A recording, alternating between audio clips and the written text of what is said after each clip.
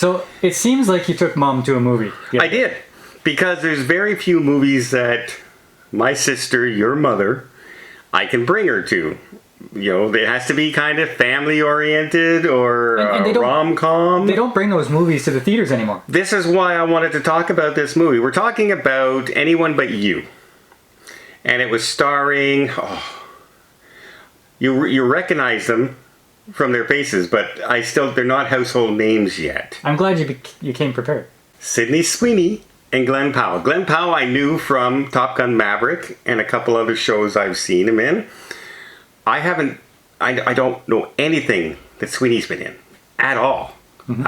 I kind of recognize her, but I don't know of anything. I think she plays, according to your mom, in a lot of those Harlequin romance kind of movies that come out. Like Hallmark movies? Hallmark movies and all that. Yeah, so obviously that's not my genre too often I'm going to sit down and watch a Hallmark movie. You know? No, that's not going to happen.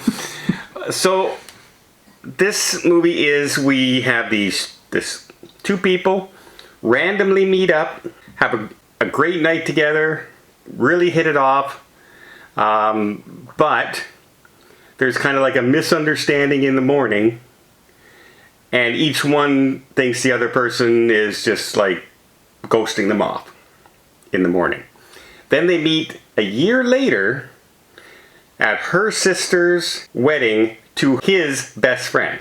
There's this whole thing going on where she has her ex-boyfriend. The parents love the ex-boyfriend. They even fly him down to Australia for the wedding. You know, that kind of goofy things. Things that would never happen in real life.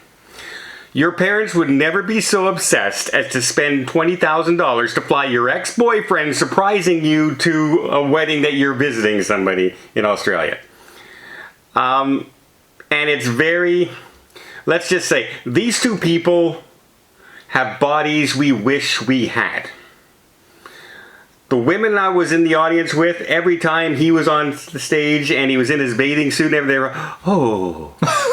And then they showed this girl's ample bosom many, many times in the dresses that she was wearing. Beautiful people. People we would love to have looked like all of our lives, kind of thing. I would have been glad to be either one of them. Okay, so what's this rated? There's only one little brief nude scene, and it's not even the main characters. And it's just somebody who looks up from a bikini top kind of thing, who's sunbathing. And that's the only nudity you really see. There's implied sexual content, but nothing overt, right? But there is a lot of adult humor in it. There's the goofy sidekick friend who is, just gets involved in everything and is kind of like the catalyst for all these awkward things happening because of what he says to one person goes on to another person, etc.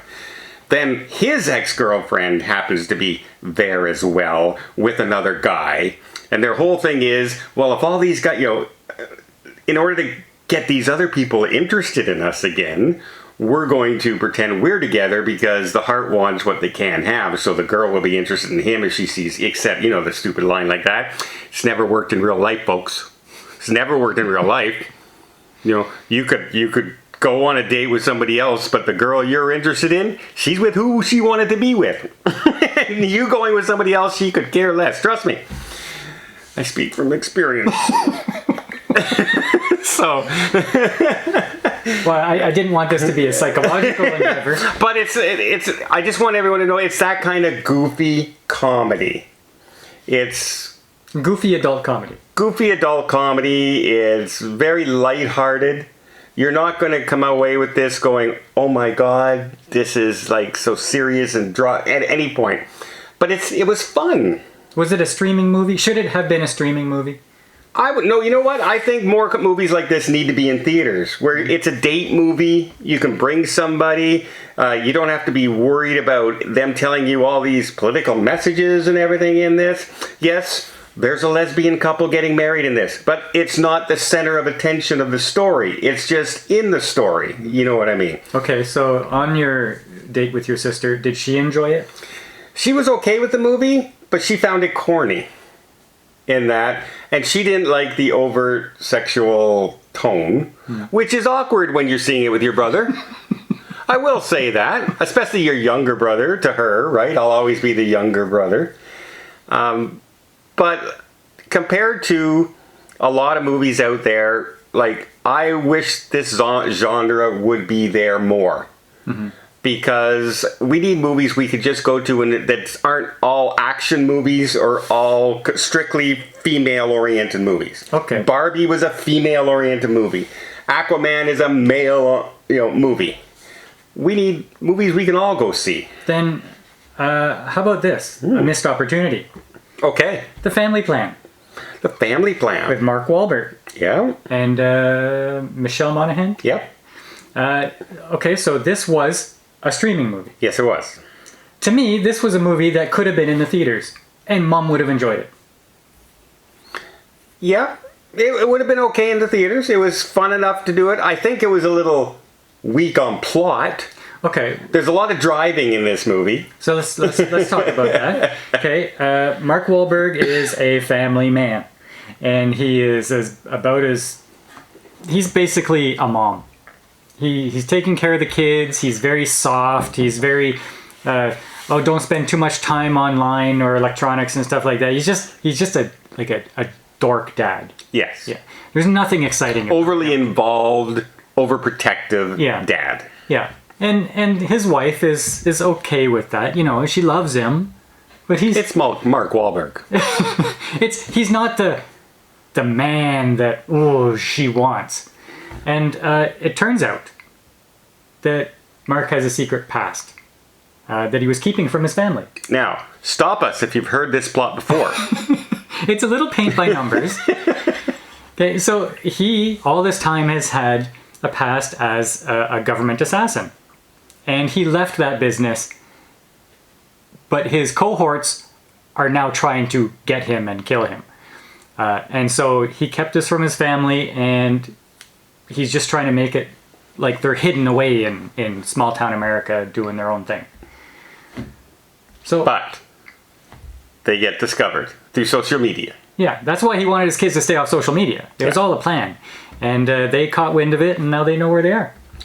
And now, the plot twist that I kind of liked in this is that they didn't just make him a spy. He was an assassin, which takes on a lot different, overtures and tone when you're, okay, what did he do I went and killed people. That was my job. Mm-hmm. As a spy, you're protecting people. Even if you kill people, you're protecting the world kind of thing, right? And you kind of have that thing where, a spy is just looking through drawers and documents and stuff like that. Yeah. An assassin, he's offing people. That's his job. Hello? Yes? Okay. He's out of here. And so now the family doesn't know, but he has this plan to get them out of Dodge, to go pick up some new passports from his contact. And the trip brings him from a point where his family they don't mesh. They have rebellious kids. The wife is only so interested in him.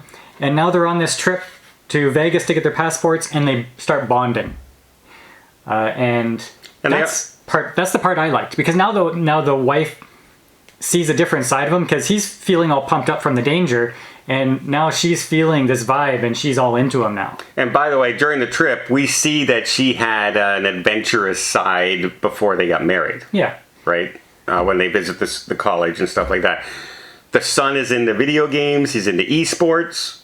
The girl is very into this guy who's very interested in the, saving the planet and all this. And it turns out he's just full of crap, and he's just spouting things. Just a grifter. Just somebody who says things to look good, like politicians, right? Who don't really actually help people, that kind of thing. And so, it is a very paint by numbers stuff. There is nothing original. No, nothing surprising at all. But you know what it has? It's Mark Wahlberg. Mark Wahlberg. And if you saw Instant Family, you know that he could do these family type movies. Yes. Oh, absolutely. And I was surprised that they didn't make him like Liam Neeson.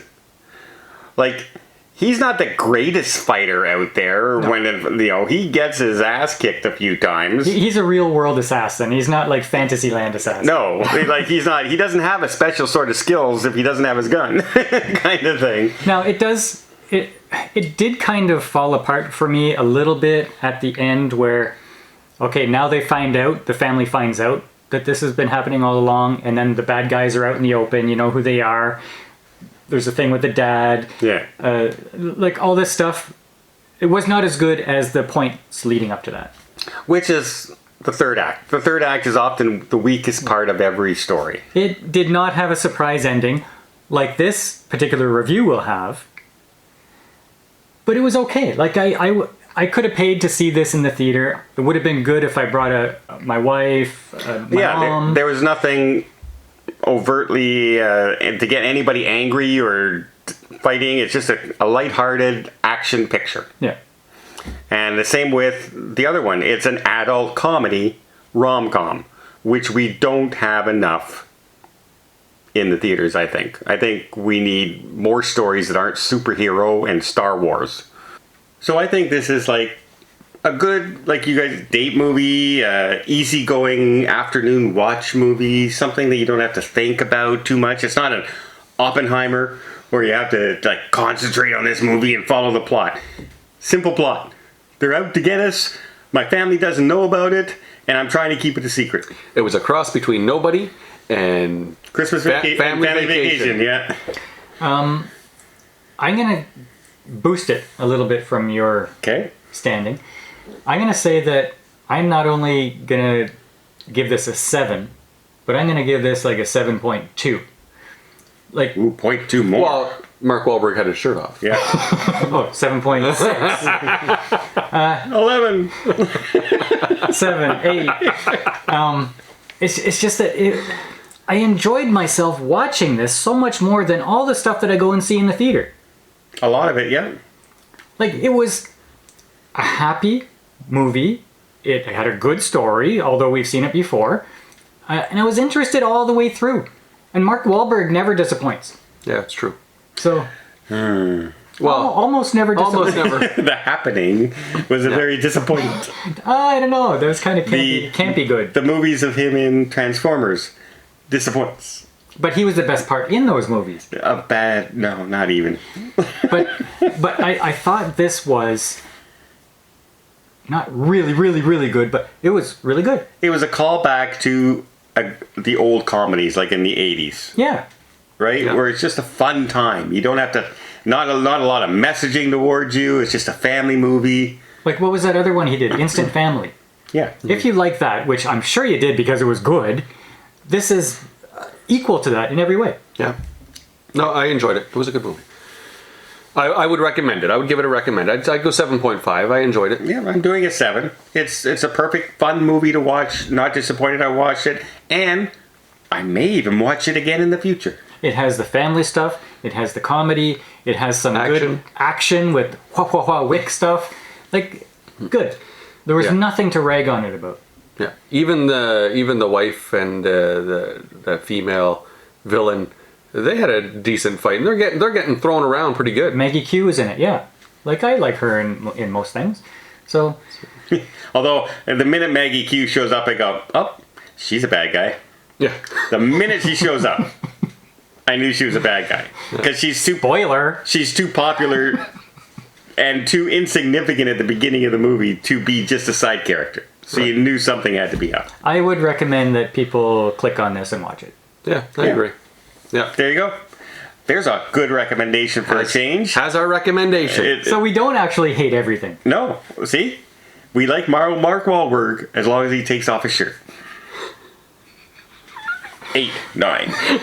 I'm making that an intro. We like Mark Wahlberg as long as he takes off his shirt.